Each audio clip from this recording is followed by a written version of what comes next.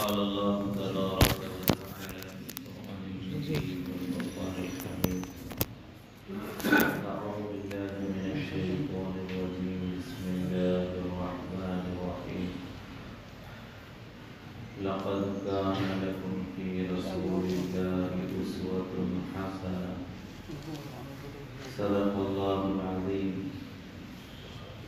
قال النبي صلى الله عليه وسلم من حفظ سنتي أكرمه الله بأربع خصال المحبة في قلوب البررة والهيبة في قلوب الفجرة والسعة في الرزق والثقة في الدين أو كما قال عليه الصلاة والسلام. محترم سامعین،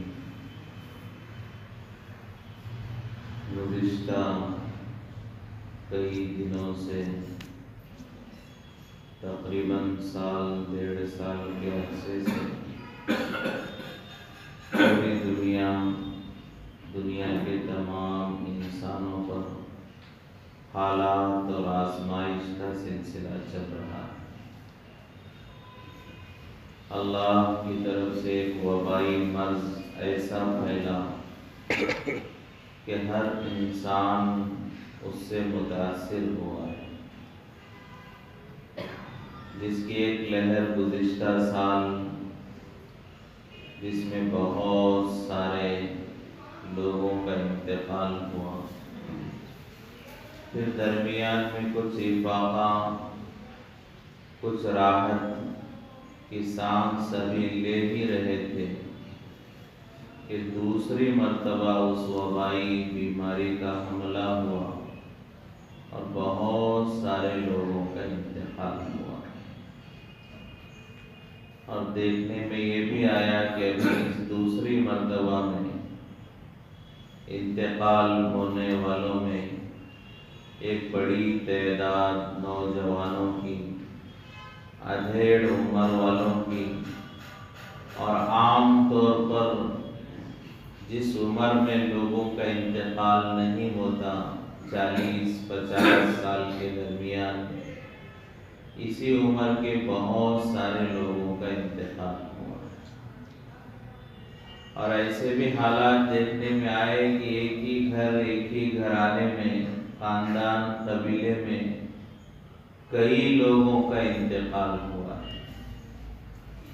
ابھی والد یا والدہ کا انتقال ہو کر ہفتہ 10 دن نہیں گزرے، پھر دوسری میت اس گھر سے اٹھی ہے اور اس گھر سے رونے کی آوازیں، چیخنے چلانے کی صدائیں بلند ہو رہی ہیں اور غم کا ماحول چھایا ہوا ہے۔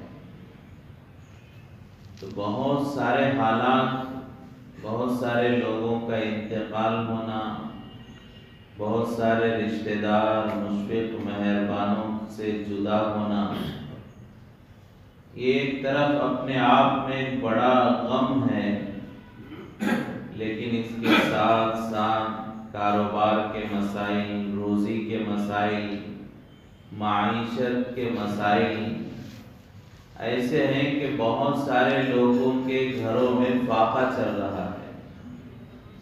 بہت سارے لوگوں کو کھانے کو کھانا نہیں ہے، کاروبار ٹھپ پڑ گئے، امت کا ایک بڑا طبقہ قرض کے بوجھ میں ڈوب گیا۔ ہر طرح سے کاروبار میں حالات ہیں، صحت و تندرستی کے مسائل ہیں، گھریلو مسائل ہیں، ایک کے بعد دیگر ایک آزمائشوں کا سلسلہ چل رہا ہے۔ لیکن ان تمام حالات میں بھی ہمارے لیے کیا نمونہ ہے، ہمیں کیا کرنا چاہیے؟ تو اسی کے لیے علماء بیان فرماتے ہیں کہ نبیوں کی زندگی کو پڑھا کریں، حضور پاک صلی اللہ علیہ وسلم کی زندگی کو معلوم کریں تو آدمی کو ان حالات میں بھی رہبری مل جائے گی۔ اسی لیے اللہ والے فرماتے ہیں کہ اگر کسی کو کوئی غم پہنچے، کوئی پریشانی ہو، کوئی تکلیف ہو، تو اسے چاہیے کہ حضور کے غموں کو یاد کر لے، اسے اپنے غم ہلکے نظر آئیں گے۔ کسی کو کوئی آزمائش ہو جائے، کوئی امتحان ہو جائے، کوئی حالات اللہ کی طرف سے آئیں، تو اسے چاہیے کہ اللہ کے نبی سید الانبیاء خاتم المرسلین حضور پاک صلی اللہ علیہ وسلم کی زندگی کو دیکھ لے، اسے اپنی پریشانیاں کم نظر آئیں گی، اسے ایک ہمت ملے گی، ایک طاقت ملے گی ان حالات اور پریشانیوں میں آگے بڑھنے میں۔ اس لیے کہ جتنا حضور پاک صلی اللہ علیہ وسلم پر حالات آئے ہیں اور جتنا آپ صلی اللہ علیہ وسلم کو غم پہنچا ہے، قیامت تک کسی انسان پر اتنے حالات نہیں آ سکتے۔ خود حضور پاک صلی اللہ علیہ وسلم ارشاد فرماتے ہیں وَخِفْتُ فِي اللَّهِ لَمْ يُخَافُ أَحَدٌ وَعُوذِتُ فِي اللَّهِ لَمْ يُعْذَ أَحَدٌ، اللہ کے راستے میں جتنا مجھے ڈرایا گیا اتنا کسی اور کو نہیں ڈرایا گیا۔ اللہ کے راستے میں جتنی تکلیفیں مجھے پہنچی ہیں، خوف پہنچا ہے، اتنا کسی اور کو تکلیفیں نہیں پہنچی ہیں۔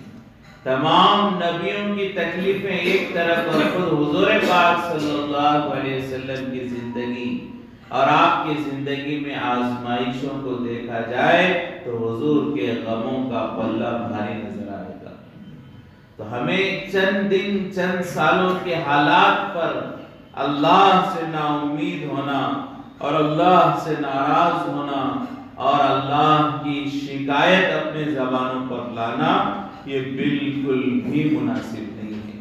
بہت سارے لوگوں کے زبانوں سے یہ باتیں نکل رہی ہیں، بہت سارے لوگوں کو یہ دیکھا جا رہا ہے کہ ہم ہی ملے تھے اللہ کو، کہ ہمارے ہی گھرانے میں، ہمارے ہی خاندان میں اتنے لوگوں کا امتحان ہوا، اتنے لوگوں کا انتقال ہوا، کیا ہم ہی ملے تھے؟ ہم نے کیا کیا؟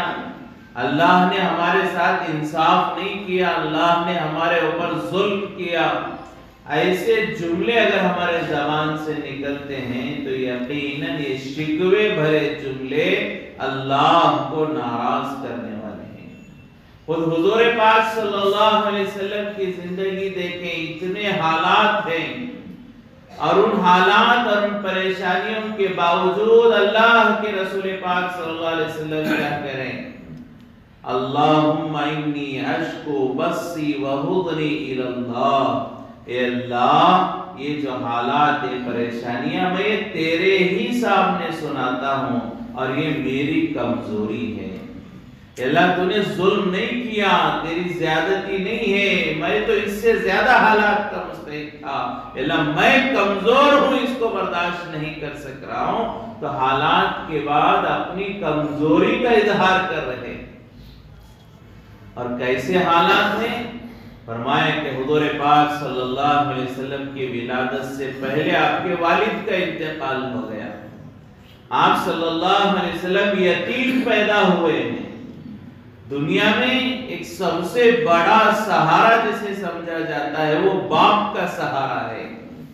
اولاد کی ہر ضرورت کو پیچھے جو اولاد کی نظر ہوتی ہے کہ ہمارے والد ہیں، ہر کمزوری کو نبھانے والا میرا باپ ہے، میری ہر ضرورت کو پورا کرنے والے میرے والد ہیں۔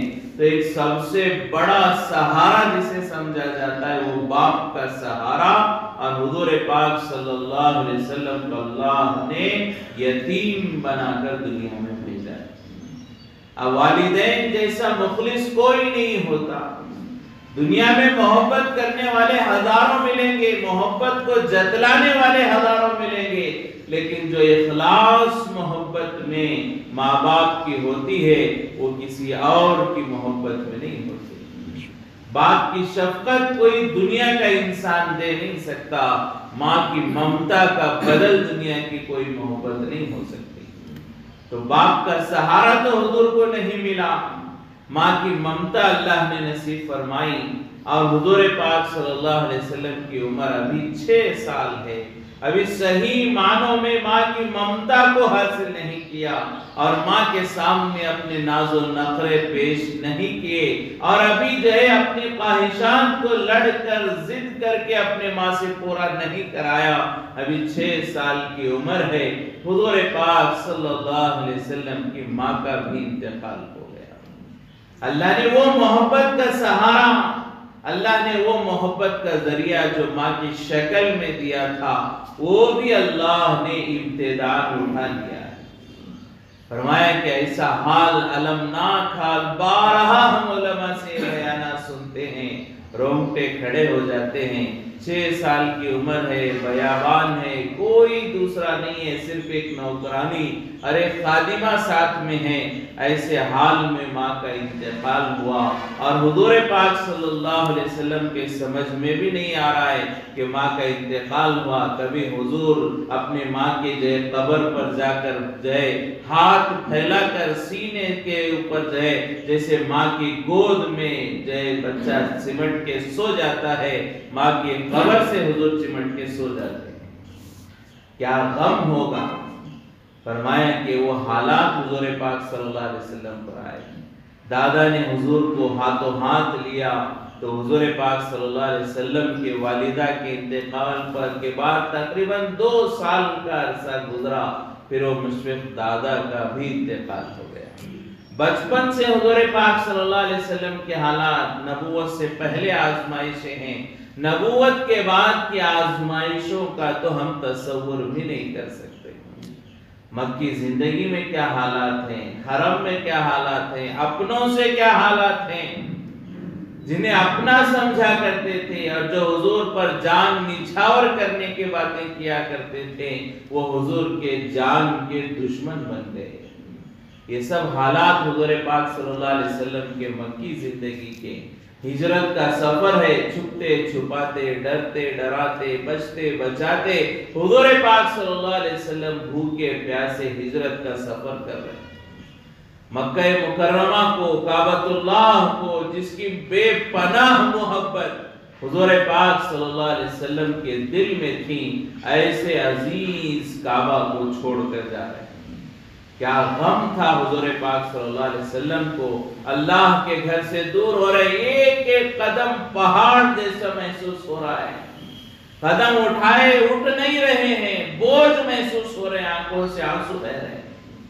ایسے غم کے حال میں حرم سے نکلے، غار ثور میں 3 دن حضور پاک صلی اللہ علیہ وسلم نے قیام کیا، اور 3 دن حضور پاک صلی اللہ علیہ وسلم غار ثور سے کعبے کو دیکھ رہے ہیں اور آنکھوں سے آنسو بہ رہے ہیں کہ کعبے کو چھوڑ کر جانا ہے، جدائیگی ہے، حالات ہے، آزمائش ہے، ایک سلسلہ، ایک کڑی آزمائشوں کی حضور پاک صلی اللہ علیہ وسلم کی زندگی میں موت تک حضور پاک صلی اللہ علیہ وسلم پر آزمائشیں۔ ہجرت کے بعد مکے میں منافقوں کی طرف سے حالات، یہود و نصارہ کی بغاوت ہے، اللہ کے دشمنوں کی جو ہے مسلمانوں پر چڑھائی ہیں، کیا حالات ہیں، کبھی بھوکے ہیں، کبھی پیاسے ہیں، کبھی پیٹ پر 2 پتھر باندھے ہوئے ہیں، پوری زندگی انہی حالات میں گزاری، اور آخری رات حضور پاک صلی اللہ علیہ وسلم کے دنیا سے رخصت ہونے کا، اور ایسے حالات کے ساتھ زندگی گزاریں کہ گھر میں چراغ جلانے کو بھی تیل نہیں ہے۔ اما جان عائشہ صدیقہ رضی اللہ تعالیٰ عنہ نے پڑوس سے ادھار عاریتاً قرض کے طور پر تھوڑا تیل لیا اور گھر میں چراغ جلایا، اور یہ حضور کی زندگی کی آخری رات ہے۔ تو پوری زندگی حضور پاک صلی اللہ علیہ وسلم نے حالات میں، آزمائشوں میں گزاری، لیکن کبھی زبان پر کوئی شکایت نہیں آئی، کبھی اللہ کو ناراض کرنے والا جملہ زبان پر آنے نہیں دیا۔ آپ کے سامنے آپ کے محبوب چچا کا انتقال ہوا، آپ کے سفر زندگی کے سفر کے رفیق حیات حضرت خدیجہ، جنہوں نے بہت زیادہ حضور کی معاونت کی، حضرت خدیجہ کا انتقال ہوا، تب بھی حضور نے کوئی اللہ کی شکایت نہیں کی۔ آپ کے بیٹیوں کا، آپ کے نواسوں کا، آپ کے بیٹوں کا انتقال ہوا، آپ کے چھوٹے سے بچے لخت جگر حضرت ابراہیم کا جنازہ حضور پاک صلی اللہ علیہ وسلم اٹھائے ہوئے ہیں اور آنکھوں سے آنسو بہ رہے ہیں، اور حضور پاک صلی اللہ علیہ وسلم ارشاد فرماتے ہیں اِنَّا بِفِرَاقِكَ لَمَحْزُونُونَ یا ابراہیم، کہ ابراہیم ہم تمہاری جدائیگی سے غمگین ہے، وَالْعَيْنُ تَدْمَعُ، اور آنکھوں سے آنسو بہ رہے ہیں، وَلَا نَقُولُ إِلَّا مَا يَرْضَى رَبُّنَا، لیکن اس حال میں بھی بچے کا جنازہ ہاتھ میں ہے، معصوم لخت جگر کا انتقال ہوا ہے، دل میں غم ہے، آنکھوں سے آنسو بہ رہے ہیں، اس حال میں بھی حضور کہتے ہیں لا نقول الا ما يرضى ربنا، کہ وہی میں زبان سے نکالوں گا جو اللہ کو راضی ہوگا، اور جس میری بات سے اللہ ناراض ہوتے ہو وہ میری زبان پر نہیں آ سکتی۔ فرمائیں کہ یہ حال، یہ آزمائشوں پر صبر حضور پاک صلی اللہ علیہ وسلم نے کیا۔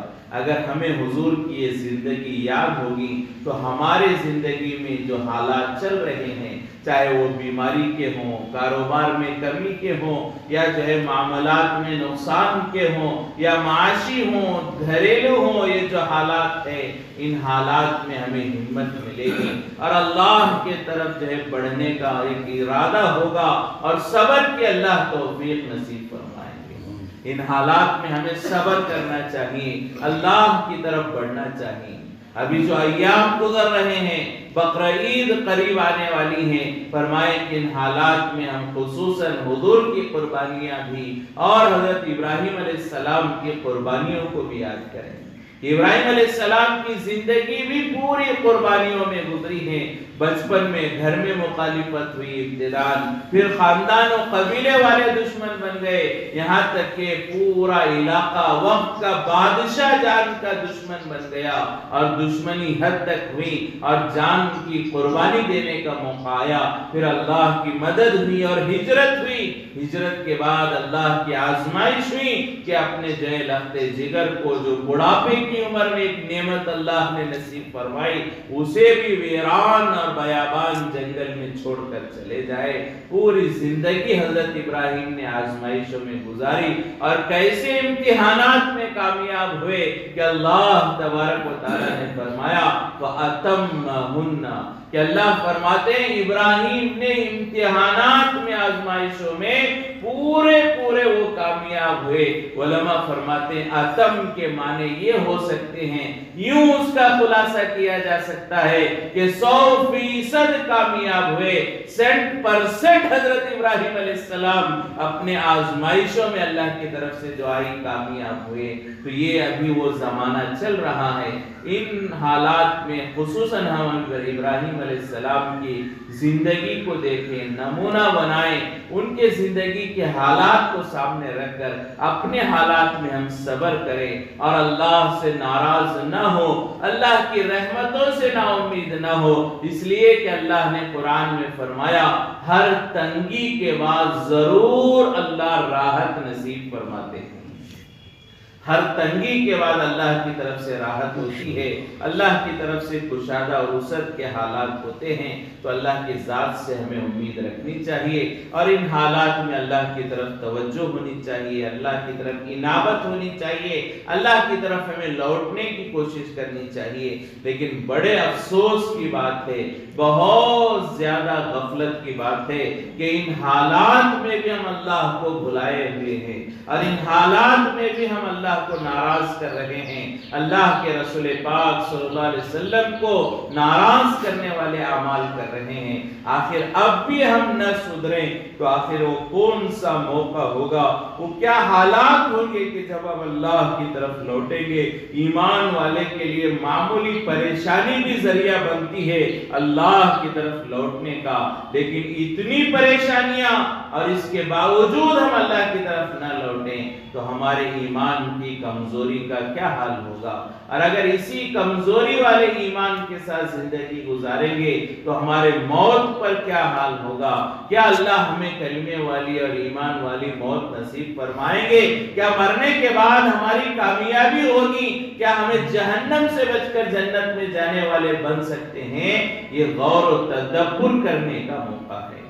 ابھی وقت ہے ہمارے پاس، اس وقت کو ہم غنیمت سمجھے۔ کئی لوگ اسی کووڈ میں پہلے مرحلے میں دوسرے مرحلے میں انتقال کر گئے، آج وہ ایک سبحان اللہ کہنے کے محتاج ہیں، 1 روپیہ صدقہ کرنے کے محتاج ہے، ایک سجدہ قیامت تک وہ نہیں کر سکتے۔ موقع نکل گیا، قبر میں چلے گئے، اب ان کے جو ہے اعمال کا موقع ختم ہو گیا۔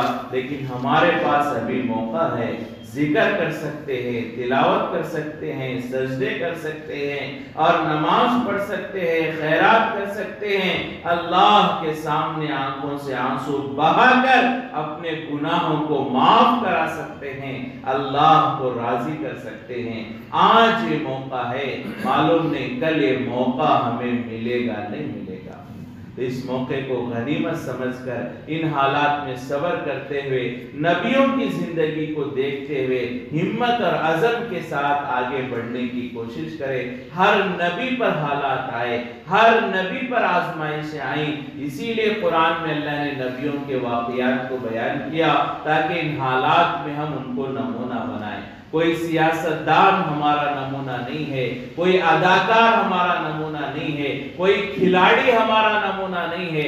ہمارے لیے نمونہ وہ نبی ہیں، رسول ہیں، اولیاء ہیں، صحابہ ہیں، تابعین ہیں، یہ ہمارے لیے نمونہ ہیں۔ ان کو دیکھ کر ہم زندگی گزارنے کی کوشش کریں، تو ان حالات میں صبر کریں، اللہ کی طرف بڑھیں، اللہ اپنے جان کے ذریعے سے، اپنے مال کے ذریعے سے، اپنی صلاحیتوں کے ذریعے سے اللہ کو راضی اور خوش کرنے والے اعمال کی فکر کریں۔ الحمدللہ اللہ نے دوبارہ مسجدوں کو شروع کیا ہے، تو مسجدوں کو آباد کریں، مسجدوں کو ویران ہونے سے بچائیں، مسجدوں کی آبادی کی فکر ہو، ہم مسجدوں کی طرف بڑھتے رہے، یہ ایمان کی علامت ہے۔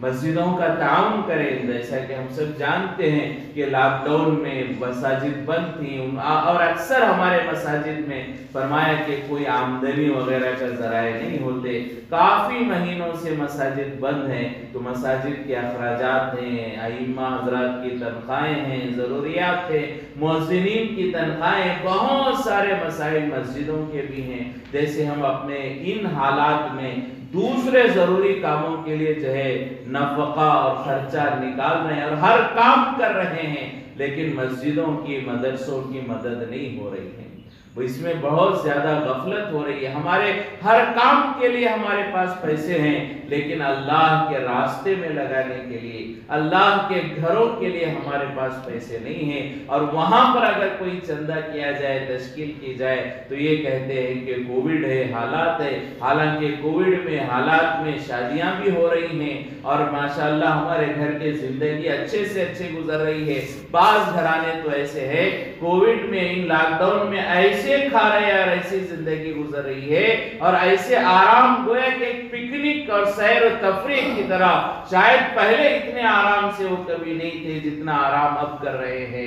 لیکن ان سے کہا جائے مسجد اور مدرسے اور دین کے کاموں پر، غریبوں پر، یتیموں پر، بیواؤں پر خرچ کیا جائے، تو مال ان کو خرچ کرنا دشوار ہو رہا ہے۔ یہ سب ایمان کی کمزوری ہے۔ تو بہت سارے مساجد، خصوصاً ہماری اس مسجد کا بھی حال آپ جانتے ہیں، کوئی آمدنی کا ذریعہ نہیں ہے، کوئی چیز نہیں ہے، جو کچھ ہوتا ہے تمام مصلیوں کے تعاون اور اخراجات کے جو نظام کا انتظام ہوتا ہے۔ لہٰذا دین کے کاموں میں، مسجد میں، دیگر کاموں میں زیادہ سے زیادہ ہم تعاون کریں، اور ایسے حال میں جب تعاون ہوتا ہے تو اللہ اس کے غیبی مددیں فرماتے ہیں۔ صحابہ اکرام کو جو ملا اس کی ایک وجہ علماء بیان فرماتے ہیں، صحابہ نے اس وقت میں مال خرچ کیا جب خود ان کو مال کی ضرورت تھی۔ صحابہ کے تعاون پر جو بے پناہ اللہ نے دیا ہے، صحابہ نے سب کچھ اللہ کے نام پر لٹایا تھا، لیکن ایک وقت ایسا آیا کہ حضرت عبدالرحمن بن عوف رضی اللہ تعالیٰ عنہ کا انتقال ہوا، ان کی وراثت میں ان کی اولادوں کو سونے کے چٹان ملے۔ सोने की चट्टानें वरासत में मिली हैं।